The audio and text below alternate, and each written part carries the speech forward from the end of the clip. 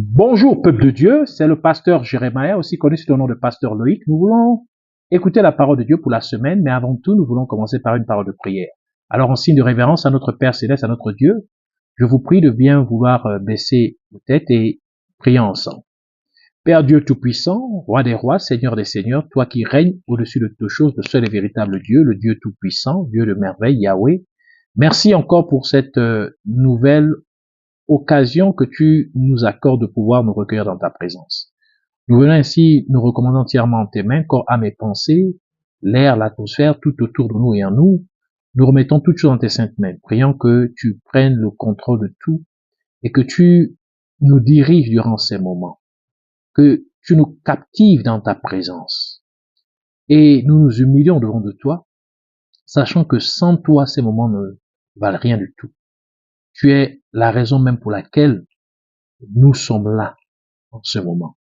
Alors, étends ta main de compassion sur nous et pardonne-nous pour tout ce que nous avons fait, dit et pensé, qui ne t'a pas honoré et glorifié. Nos mauvaises attitudes, nos mauvais comportements, nos mauvais désirs, nos mauvaises intentions. Purifie-nous, sanctifie-nous, par ton eau de purification et par ton sang que tu as fait couler à la croix Golgotha. Purifie notre conscience de teuf morte, de teuf inutile, de teuf malsaine, afin que nous venions à te servir comme il se doit. Nous te prions, Père éternel, Dieu Tout-Puissant, que tu puisses encore te manifester au travers de ton Esprit Saint, car tu as dit que là où l'Esprit de Dieu est, il y a la liberté. Ainsi, meus-toi comme tu te mouvais au commencement sur la surface des eaux, avant que tu ne prononças des paroles pour créer, Seigneur, l'humanité, pour créer, Seigneur, toute existence. Alors, que ton Esprit Saint se meut en ces moments, dans tous les domaines de nos vies et en ces lieux, au nom de Jésus-Christ. Que tout ce qui n'est pas de toi puisse ainsi disparaître au nom de Jésus-Christ.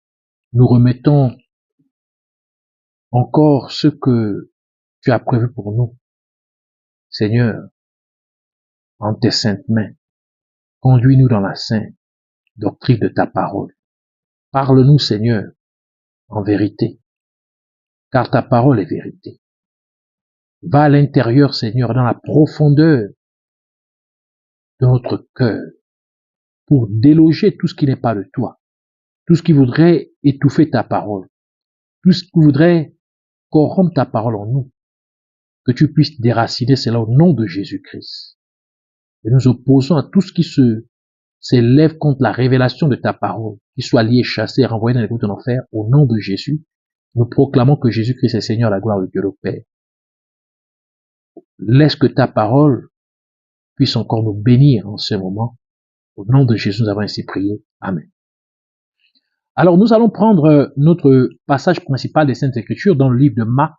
Marc chapitre 2, versets 1 à 12. Nous lisons ainsi la parole de Dieu dans Marc chapitre 2, versets 1 à 12 au nom de Jésus-Christ. Quelques jours après, Jésus revint à Capernaum. On apprit qu'il était là, qu'il était à la maison. Et il s'assembla un si grand nombre de personnes que l'espace devant la porte ne pouvait plus les contenir. Il leur annonçait la parole. Des gens vinrent à lui, amenant un paralytique porté par 4 hommes. Comme ils ne pouvaient l'aborder à cause de la foule, ils découvrirent le toit de la maison où il était. Et ils descendirent par cette ouverture le lit sur lequel le paralytique était couché. Jésus, voyant leur foi, dit au paralytique, « Mon enfant, tes péchés sont pardonnés. » Il y avait là quelques scribes qui étaient assis et qui se disaient au-dedans d'eux, « Comment cet homme parle-t-il ainsi? Il blasphème. Qui peut pardonner les péchés si ce n'est Dieu seul? » Verset 8. Jésus ayant aussi connu par son esprit, ce qu'ils pensaient au-dedans d'eux, leur dit, « Pourquoi avez-vous de telles pensées dans vos cœurs? Lequel est le plus aisé de dire au paralytique, tes péchés sont pardonnés, ou de dire, lève-toi, prends ton lit et marche? Or, afin que vous sachiez que le Fils de l'homme a sur la terre le pouvoir de pardonner les péchés, je te l'ordonne, dit-il au paralytique, lève-toi, prends ton lit et va dans ta maison. Et à l'instant, il se leva, prit son lit et sortit en présence de tout le monde, de sorte qu'ils étaient tous dans l'étonnement et glorifiaient Dieu, disant, nous n'avons jamais rien vu de pareil. Que le Seigneur bénisse sa parole, qu'elle vienne pleine de vie, de profondeur, de révélation et de miracles au nom de Jésus-Christ. Alors nous voulons continuer dans notre série d'enseignements sur comprendre les miracles de Jésus-Christ. Et pour cette semaine, nous allons parler du 4e miracle de Jésus-Christ selon l'évangile de Marc. Donc le titre de notre enseignement pour aujourd'hui, c'est le 4e miracle de Jésus-Christ selon Marc. Dans ce 4e miracle de Jésus-Christ selon l'évangile de Marc, nous voyons un homme paralysé, guéri, alors que Jésus-Christ lui demandait de se lever et de prendre son lit pour rentrer chez lui. L'homme paralysé était porté par 4 hommes. Et ces 4 hommes représentent les 4 évangiles de Jésus-Christ selon Matthieu, Marc, Luc et Jean. Et cela signifie donc que lorsque vous êtes porté par les 4 évangiles de Jésus-Christ, vous aurez une foi qui déplace les montagnes. Car la foi vient de l'écoute de la parole de Dieu, comme nous le dit le livre de Romains chapitre 10, verset 17, qui dit « Ainsi la foi vient de ce qu'on entend, et ce qu'on entend vient de la parole de Dieu. » Et Jésus-Christ nous a dit que la foi déplace les montagnes. Matthieu chapitre 21, verset 21 à 22, qui dit « Jésus leur répondit, je vous le dis en vérité, si vous aviez de la foi et que vous ne doutiez point, non seulement vous ferez ce qui a été fait à ce figuier, mais quand vous diriez à cette montagne, ôte-toi de là et jette-toi dans la mer, cela se ferait. Tout ce que vous demanderez avec foi par la prière, vous le recevrez. » Et maintenant, nous pouvons comprendre comment l'homme paralytique s'est retrouvé devant Jésus-Christ, malgré le fait qu'il n'y avait pas de place, il n'y avait pas de passage pour qu'il puisse arriver jusqu'à Jésus-Christ. Car en effet, la foi avait déplacé cet obstacle, portant ainsi l'homme paralytique à travers le toit pour le faire descendre devant Jésus-Christ par le plafond. Ce qui signifie que lorsque vous êtes porté par les 4 évangiles de Jésus-Christ, vous aurez la foi qui vous portera devant la présence de Dieu. Lorsque vous êtes porté par les 4 évangiles de Jésus-Christ, vous aurez la foi pour éliminer tout obstacle essayant de vous empêcher de vous retrouver dans la présence de Dieu. Lorsque vous êtes porté par les 4 évangiles de Jésus-Christ, vous plairez à Dieu, car il est impossible de plaire à Dieu sans la foi, comme nous le dit le livre d'Hébreux, Hébreux chapitre 11, verset 6, qui dit sans la foi, il est impossible de lui être agréable. Car il faut que celui qui s'approche de Dieu croit que Dieu existe et qu'il est le rémunérateur de ceux qui le cherchent. Et quand Jésus-Christ vit la foi des 4 hommes qui portaient le paralytique, il dit au paralytique, mon enfant, tes péchés sont pardonnés. Ainsi, la foi attire la compassion de Dieu dans votre vie. La foi pousse Dieu à effacer vos fautes. La foi amène Dieu à effacer vos péchés. Et Jésus-Christ ne s'arrêta pas là. Mais il continua à dire au paralytique, lève-toi et prends ton lit. Et immédiatement le paralytique fut complètement guéri. Ce qui nous révèle que la guérison de votre âme orchestrera la guérison de votre corps physique. Et c'est pourquoi la parole de Dieu dit dans 3 Jean 2, bien-aimé, je souhaite que tu prospères à tous égards et sois en bonne santé comme prospère l'état de ton âme. Cela nous dit donc que votre être physique, votre bien-être physique est lié au bien-être de votre âme. La prospérité de votre âme déclenchera votre prospérité physique. Par conséquent, alors que vous êtes porté par les 4 évangiles de Jésus-Christ, que votre foi fasse en sorte que vos péchés soient pardonnés au nom de Jésus-Christ. Alors que vous êtes porté par les 4 évangiles de Jésus-Christ, que votre foi fasse en sorte que votre âme soit guérie au nom de Jésus-Christ. Et que la guérison de votre âme orchestre aussi votre guérison physique au nom de Jésus-Christ. Que la guérison de votre âme entraîne aussi la guérison de votre corps physique au nom de Jésus-Christ.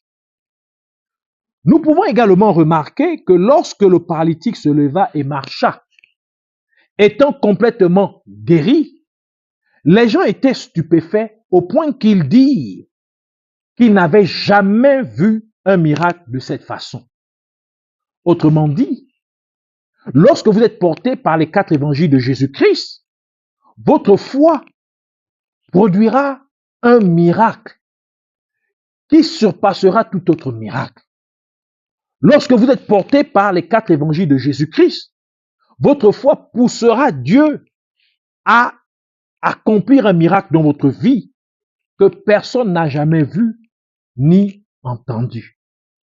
Alors, ainsi, que vous êtes porté par les 4 évangiles de Jésus-Christ, que votre foi puisse produire un miracle exceptionnel au nom de Jésus-Christ. Alors que vous êtes porté par les 4 évangiles de Jésus-Christ, que votre foi pousse Dieu à accomplir dans votre vie un miracle que personne n'a jamais vu ni entendu au nom de Jésus-Christ. Nous voulons parler en particulier des 4 évangiles de Jésus-Christ.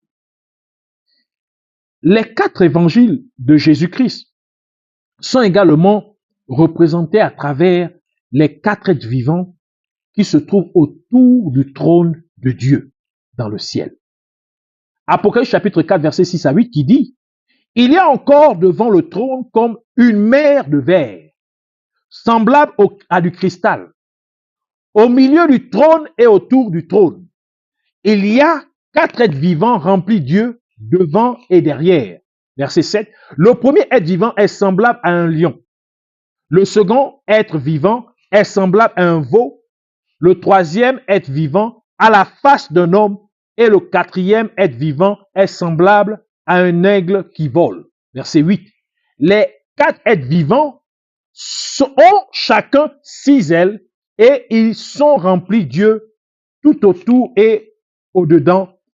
Ils ne cessent de dire jour et nuit, Saint, Saint, Saint est le Seigneur Dieu, le Tout-Puissant, qui était, qui est et qui vient. Les 4 êtres vivants sont en fait une catégorie d'anges, d'êtres angéliques, qui se ressemblent tous, ayant chacun 4 visages, tels que Dieu l'a révélé à Ézéchiel.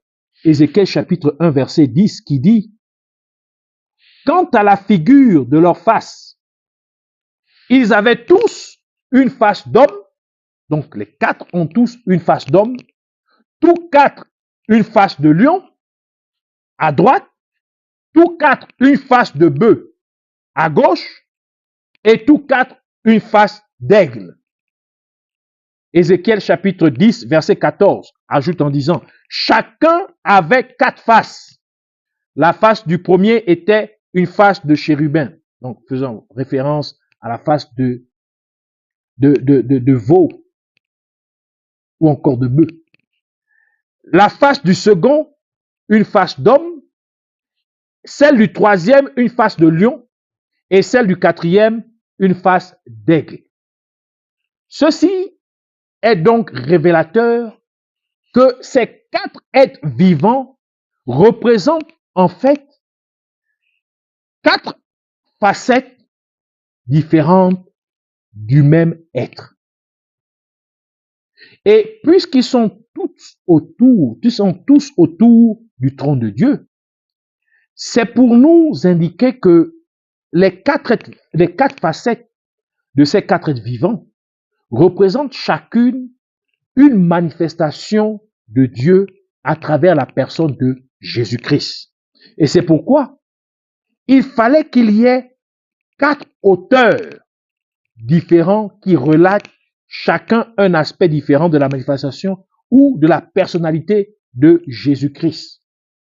Car la parole de Dieu dit que ta volonté soit faite sur la terre comme elle est faite dans le ciel. Donc, dans le ciel, il y a 4 êtres qui manifestent ou encore qui représentent 4 aspects différents de Jésus-Christ ou encore de Dieu.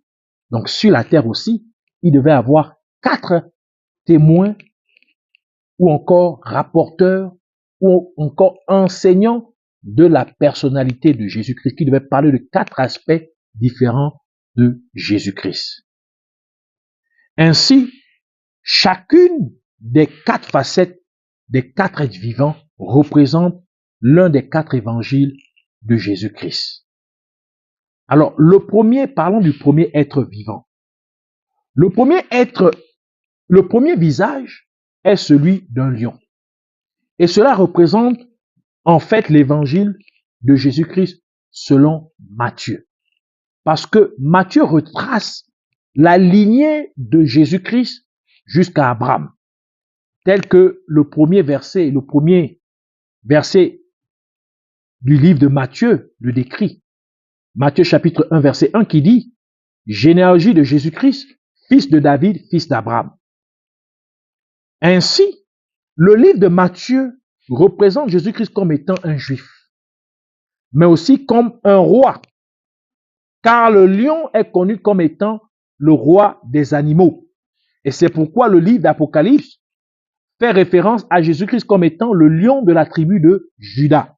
Apocalypse chapitre 5 verset 5 qui dit « Et l'un des vieillards me dit, ne pleure point, voici le lion de la tribu de Juda, le rejeton de David, a vaincu pour ouvrir le livre et ses 7 sceaux. » Donc, c'est cette facette-là qui a accès aux 7 sceaux.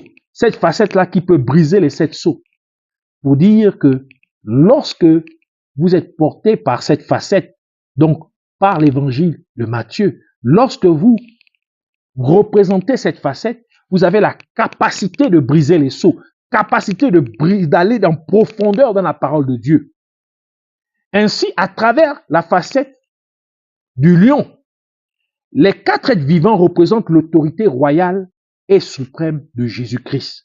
Et c'est pour cette raison que Jésus-Christ est appelé le roi des rois et seigneur des seigneurs, comme l'atteste le livre de Timothée chapitre 1, Timothée chapitre 6, verset 14 à 16 qui dit de garder le commandement et de vivre sans tâche, sans reproche jusqu'à l'apparition de notre Seigneur Jésus-Christ, que manifestera en son temps le bienheureux et seul souverain, le roi des rois et le seigneur des seigneurs, qui seul possède l'immortalité, qui habite une lumière inaccessible, que nul homme n'a vue, ni ne peut voir, à qui appartiennent l'honneur et la puissance éternelle. Amen.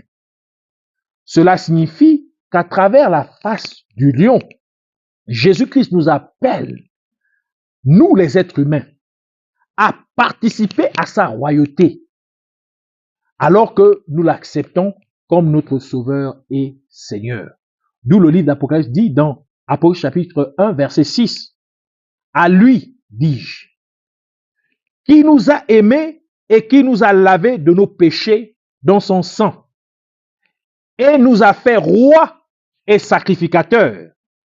À Dieu, son Père, à lui soit la gloire et la force au siècle des siècles. Amen. Version Martin. Donc, être porté par l'évangile de Matthieu, c'est participer à la royauté de Jésus-Christ. La deuxième facette ou face des 4 êtres vivants est celle d'un veau, ou encore d'un bœuf ou d'un agneau. Et nous savons que les veaux, ou encore les bœufs, ou encore l'agneau, étaient utilisés en sacrifice à Dieu, spécialement pour l'expiation des péchés du peuple. Par conséquent, à travers la face du veau, ou du bœuf ou de l'agneau, les 4 êtres vivants décrivent Jésus-Christ comme l'agneau de Dieu, tel que le déclare Apocalypse chapitre 5, verset 6, qui dit « Et je vis au milieu du trône et les 4 êtres vivants et au milieu des vieillards, un agneau qui était là comme immolé. Il avait 7 cornes et 7 yeux, qui sont les 7 esprits de Dieu envoyés par toute la terre. » Et cela également attesté par Jean le Baptiste, qui a appelé Jésus-Christ l'agneau de Dieu.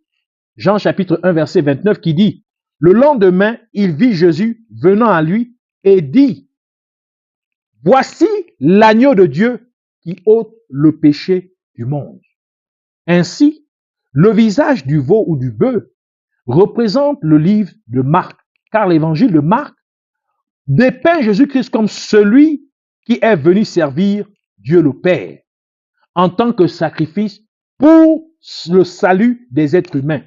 Et c'est pour cette raison que l'évangile de Marc commence par dépeindre Jésus-Christ comme étant le Fils de Dieu. Car un fils doit faire la volonté de son Père, donc doit obéir à son Père. Marc chapitre 1, verset 1, qui dit « Commencement de l'évangile de Jésus-Christ, Fils de Dieu. » Ainsi, à travers la face du veau, Jésus-Christ appelle chaque croyant en Christ à servir Dieu le Père en servant les autres pour leur édification afin de les amener au salut.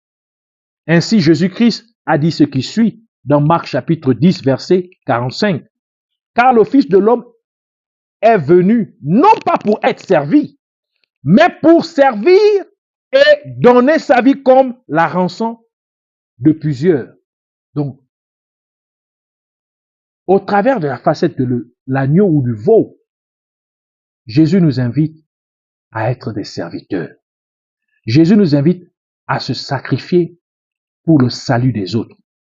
Jésus nous invite à donner notre temps, à donner nos efforts, à donner ce que nous avons. Nous ne devons pas attendre que nous soyons confortables pour pouvoir servir Dieu. Nous ne devons pas attendre que nous ayons beaucoup d'argent pour pouvoir servir Dieu. Nous ne devons pas attendre que nous ayons assez de temps pour pouvoir servir Dieu. Maintenant, avec le peu de temps que vous avez, sacrifiez-vous. Parce que plus grand est votre sacrifice, plus grand sera votre récompense. Plus dures sont les circonstances dans lesquelles vous servez Dieu, plus grand est votre sacrifice et plus grand sera votre récompense. Celui qui sert Dieu en marchant, il n'a pas de véhicule, mais il marche pour aller plusieurs kilomètres, pour aller partager la parole de Dieu, pour aller faire du bien aux autres. Il fait plus de sacrifices que celui qui est aisé dans son véhicule et il parcourt une certaine distance pour aller servir Dieu, étant dans son véhicule dans le climatiseur, alors que l'autre est à pied dans le soleil, sous la chaleur, transpirant, pour aller faire l'œuvre de Dieu. Celui qui sert Dieu dans des conditions où il ne sait même pas comment nourrir ses enfants, mais toujours il prend ce temps, malgré ses difficultés, malgré ses soucis, d'aller faire la volonté de Dieu, d'aller prêcher aux gens, d'aller parler aux gens de Jésus. Celui-là produit plus de sacrifices que celui qui est aisé, qui vit dans l'aisance et qui sert Dieu. Alors, n'attendez pas d'être dans des meilleures conditions. N'attendez pas que vous ayez tout le temps du monde pour pouvoir servir Dieu. Avec le peu de temps que vous avez, dans les situations difficiles que vous traversez, servez Dieu, car grand est votre sacrifice et grand sera aussi votre récompense. Le troisième visage est la troisième face des quatre êtres vivants représente l'évangile de Luc. Car le livre de Luc retrace la généalogie de Jésus-Christ à Adam, le tout premier être vivant. Car le troisième visage est celui d'un homme. Luc chapitre 3, verset 23 et verset 38. Vous pouvez lire du verset 23 à 38, mais nous allons juste lire ces deux passages-là. Donc, verset 23 et le verset 38, qui dit, Jésus avait environ 30 ans lorsqu'il commença son ministère, étant comme on le croyait, le fils de Joseph, fils d'Élie. Bon, je vais sauter, pour aller au verset 38. Il dit, fils d'Énos, fils de Seth, fils d'Adam, fils de Dieu. Donc ici, le livre de l'évangile de Luc, où Luc retrace la généalogie de Jésus-Christ de Joseph à Adam. Donc, il retrace la généalogie de Jésus-Christ jusqu'à Adam, le tout premier être humain. Et cette vérité est également illustrée par le fait que Jésus-Christ se référait généralement comme étant le Fils de l'homme. Luc chapitre 5, verset 24, et même dans notre passage principal de Saint-Écriture que nous avons lu, il dit, « Or, afin que vous sachiez que le Fils de l'homme a sur la terre le pouvoir de pardonner les péchés, je te l'ordonne, dit-il au paralytique, lève-toi, prends ton lit et va dans ta maison. » Par conséquent, à travers le visage de l'homme, des quatre êtres vivants, Jésus-Christ nous dit qu'il a pris la similitude de l'être humain pour racheter l'être humain afin que nous, en tant qu'être humain, rachetés, puissions représenter et accomplir ce que Dieu a conçu pour nous. C'est pourquoi Romains chapitre 8 verset 3 à 4 dit, car chose impossible à la loi, parce que la chair la rendait sans force. Dieu a condamné le péché dans la chair en envoyant à cause du péché son propre fils dans une chair semblable à celle du péché, donc à chair humaine, en venant en être humain. Et cela afin que la justice de la loi fût accomplie en nous, qui marchons non selon la chair, mais selon l'esprit. Romains chapitre 8, verset 29 ajoute pour dire, car ceux qu'il a connus d'avance, il les a aussi prédestinés à être semblables à l'image de son fils, afin que son fils fût le premier-né entre plusieurs frères.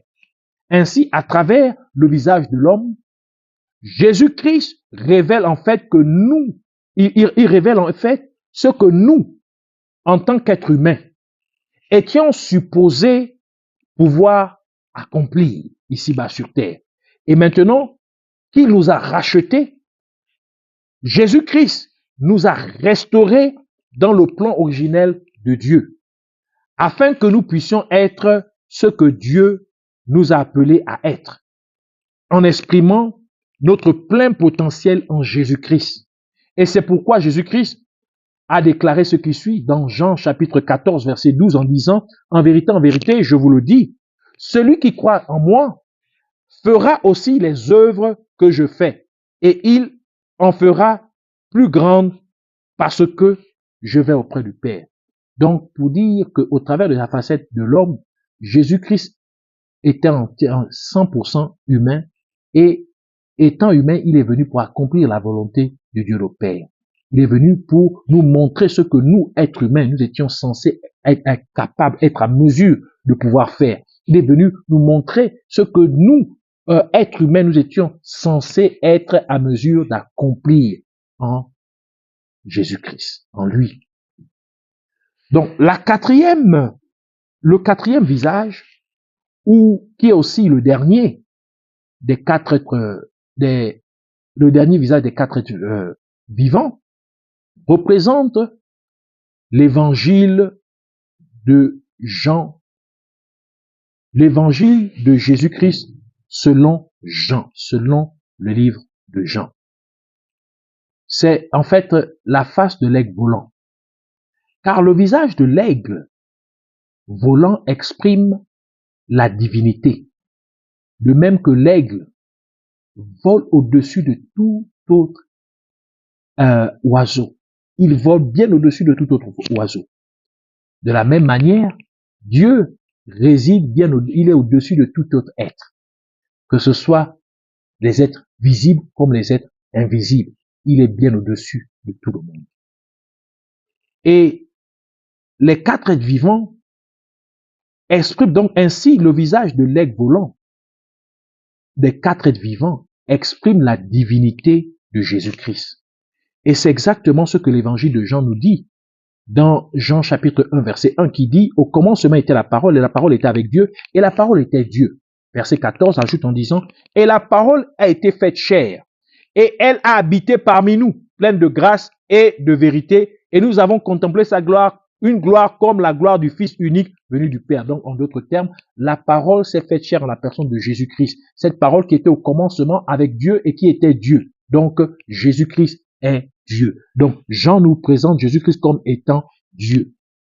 Par conséquent, à travers la face de l'aigle volant, Jésus-Christ nous appelle, nous les êtres humains, à participer à sa nature divine, tel que le déclare le livre de 2 Pierre, 2 Pierre chapitre 1, verset 4, qui dit « Lesquels nous assurent de sa part les plus grandes et les plus précieuses promesses, afin que par elles vous deveniez participants de la nature divine, en fuyant la corruption qui existe dans le monde par la convoitise. » Éphésiens chapitre 4, verset 23 à 24 ajoute en disant « À être renouvelé dans l'esprit de votre intelligence et à revêtir l'homme nouveau, créé selon Dieu dans une justice et une sainteté que produit la vérité. » Et c'est en nous donnant son Saint-Esprit que Dieu nous donne sa nature divine. Donc c'est en recevant l'Esprit de Dieu que nous partageons la nature divine, alors que nous acceptons Jésus-Christ comme notre Sauveur et Seigneur. Ainsi la parole de Dieu dit dans 1 Jean chapitre 4 verset 13 dit « Nous connaissons que nous demeurons en lui, donc en Dieu, et qu'il demeure en nous, en ce qu'il nous a donné son esprit, donc son Saint-Esprit. » Et la raison pour laquelle Dieu nous donne sa nature divine, il nous demande de partager sa nature divine, c'est pour que nous, chrétiens, puissions manifester qui est Dieu aux autres êtres humains, c'est-à-dire à notre prochain. Et cela, c'est en manifestant l'amour de Dieu à notre prochain, car Dieu est amour. Et comme le dit le livre de 1 Jean chapitre 4, verset 7 à 8, qui dit « Bien-aimés, aimons-nous les uns les autres, car l'amour est de Dieu. Et quiconque aime est né de Dieu et connaît Dieu. Celui qui n'aime pas n'a pas connu Dieu, car Dieu est amour. » Donc, lorsque vous manifestez l'amour envers votre prochain, l'amour de Dieu envers votre prochain, vous êtes porté par l'évangile de Jean. Ainsi, être porté par les 4 évangiles de Jésus-Christ signifie que, 1, vous participez à la royauté de Jésus-Christ. 2, que vous servez Dieu en aidant les autres à leur édification, au salut. Donc, vous vous sacrifiez pour leur salut. 3, que vous accomplissez ce que Dieu vous a appelé à accomplir ici-bas sur terre. Donc, vous jouez votre rôle en tant qu'être humain. Le rôle que Dieu vous a appelé à jouer ici-bas sur terre. Et 4, que vous partagez sa nature divine, c'est-à-dire en manifestant l'amour de Dieu à votre prochain. Par conséquent, vous aurez une foi qui amènera vos péchés à être pardonnés. Et cela favorisera votre guérison physique, c'est-à-dire votre bien-être physique. Ainsi, je voudrais vous inviter à partager ces moments de prière avec moi. Alors que vous priez avec moi, Dieu fera un miracle dans votre vie au nom de Jésus-Christ. Alors répétez après moi en disant, je te remercie, Abba Père, Dieu fidèle, Yahweh. Merci pour la compréhension que tu m'as donnée de ta parole. Et je te prie, Seigneur Jésus-Christ, de m'aider à participer pleinement à ta royauté et d'exercer correctement l'autorité royale que tu m'as confiée, afin que ta volonté soit faite sur terre comme elle est faite dans les cieux. Au nom de Jésus-Christ. Aide-moi également à servir mes semblables en les aidant à te connaître, toi, le seul et véritable Dieu, afin que eux aussi soient sauvés au nom de Jésus-Christ. Et puisque tu nous as montré comment nous devons marcher réellement sur cette terre, dans la plénitude de la manifestation de ton Esprit Saint, je te prie donc, Père Céleste, de me permettre de croire pleinement en toi, afin que les œuvres remarquables que tu as accomplies lorsque tu étais physiquement sur terre, que je les accomplisse aussi, et même plus que cela, au nom de Jésus-Christ, comme tu m'as promis. Puisses-tu me faire prendre pleinement conscience de ta nature divine que tu m'as transmise par ton Saint-Esprit, afin que je puisse manifester ton amour à mes semblables et qu'ils te voient à travers mes actions, mes attitudes et mes paroles au nom de Jésus-Christ. Et alors que je suis porté par tes 4 évangiles, Seigneur Jésus, que ma foi fasse en sorte que mes péchés soient pardonnés au nom de Jésus. Alors que je suis porté par tes 4 évangiles, Seigneur Jésus-Christ, que ma foi entraîne la guérison de mon âme au nom de Jésus-Christ. Et que la guérison de mon âme orchestre la guérison de mon corps au nom de Jésus-Christ. Et de plus, alors que je suis porté par tes 4 évangiles, Seigneur Jésus, que ma foi produise un miracle exceptionnel dans ma vie au nom de Jésus-Christ. Alors que je suis porté par tes 4 évangiles, Seigneur Jésus, que ma foi te pousse à accomplir un miracle dans ma vie que personne n'a jamais vu ni entendu au nom de Jésus-Christ. Je te remercie, Père magnifique, Roi glorieux, Seigneur des seigneurs, Yahweh. Merci d'avoir exaucé ma prière. Puisses-tu recevoir toute la louange et toute l'adoration pour toujours et à jamais au nom de Jésus-Christ. Avant que vous ne quittiez, puissiez-vous partager cet enseignement à beaucoup de personnes dans vos contacts. Partagez cet enseignement afin que quelqu'un d'autre soit béni. Partagez cet enseignement afin que quelqu'un d'autre reçoive aussi un miracle au nom de Jésus-Christ. Alors que vous le faites, vous jouez le rôle d'un évangéliste et Dieu vous bénira en retour parce que la parole de Dieu déclare l'ouvrier mérite son salaire. Alors méritez votre salaire en jouant un rôle d'évangéliste, en partageant ces enseignements à beaucoup de personnes dans votre contact au nom de Jésus-Christ. Je voudrais aussi prendre l'occasion de vous demander de vous souscrire si vous l'avez pas encore fait à notre page YouTube ou encore nous suivre sur Facebook afin que chaque fois que nous avons des enseignements, des vidéos, que vous puissiez être notifié immédiatement. Je prends aussi l'opportunité de vous présenter encore notre ministère Bethel, la maison de Dieu, qui a pour mission de préparer l'église de Dieu pour le retour de notre Seigneur Jésus-Christ. Donc, nous avons la mission de préparer l'église de Dieu pour l'enlèvement. Rappelez-vous que Jésus-Christ viendra prendre une église sans tache ni ride, qui est sainte, qui marche dans la sainteté. Et en faisant cela, Dieu nous a, en préparant dans notre mission de préparer l'église de Dieu, Dieu nous a demandé de produire ou encore d'écrire environ une 40aine d'ouvrages.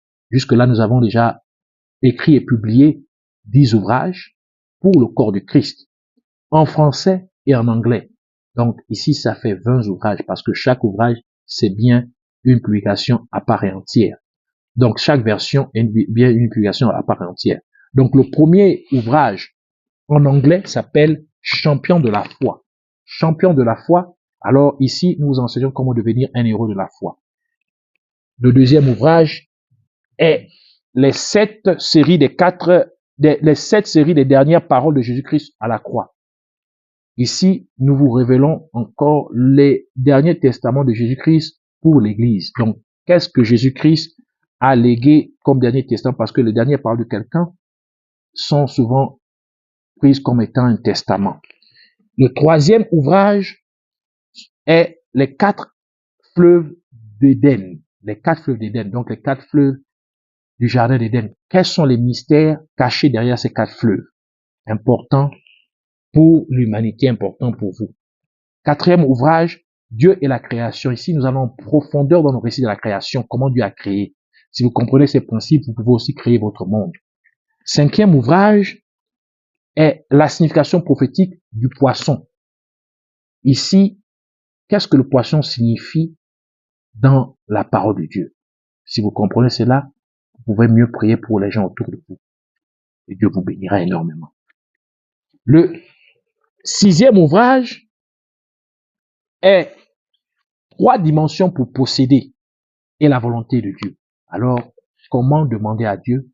Comment chercher Dieu? Et comment frapper à la porte de Dieu pour pouvoir recevoir?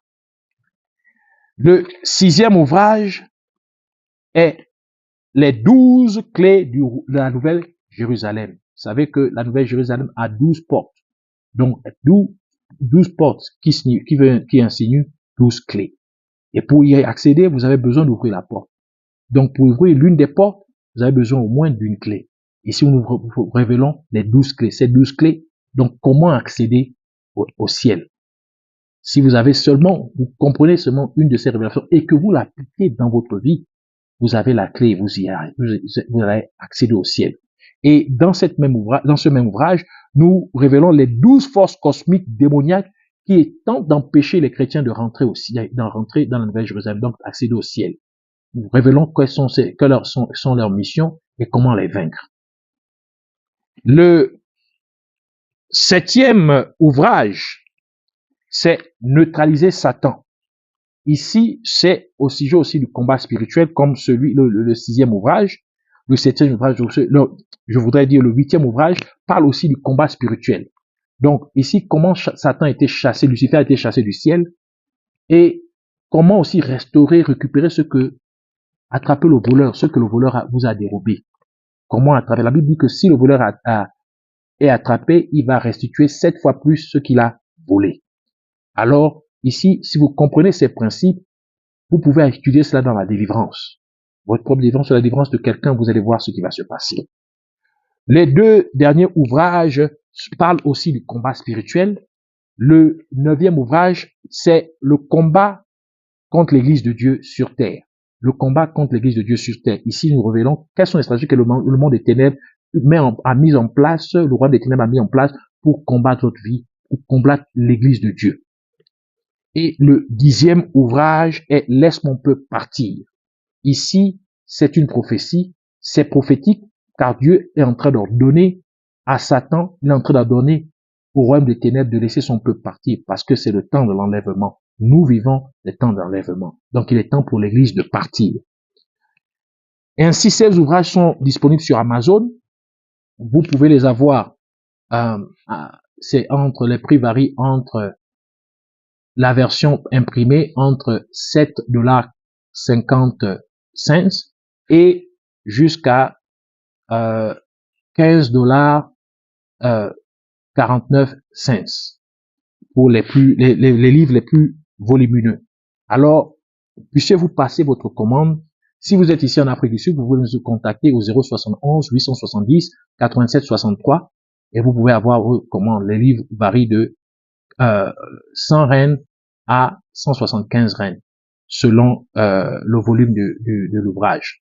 Donc, aidez-nous à pouvoir atteindre au moins 1 million de ventes parce que nous voulons avoir assez de moyens pour imprimer ces livres de manière gratuite afin de les distribuer gratuitement à plusieurs personnes. Car ces ouvrages sont là pour l'édification du corps du Christ. Alors, merci de nous aider à atteindre cet objectif. Merci de contribuer à cette œuvre, à la préparation du corps de l'Église de Dieu pour l'enlèvement. Que Dieu vous bénisse. Amen.